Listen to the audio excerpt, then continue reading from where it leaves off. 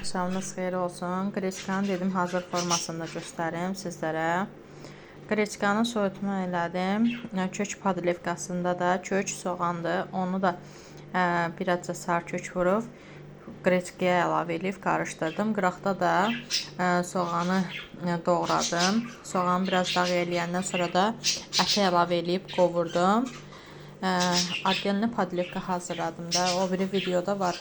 Baxmaq istəyənlər səhifəyə daxil olub baxa bilər.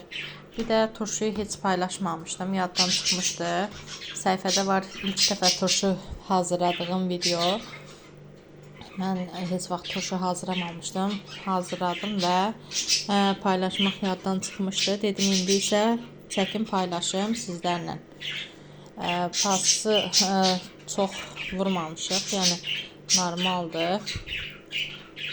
Belə yeməklə də qəşəng gedir.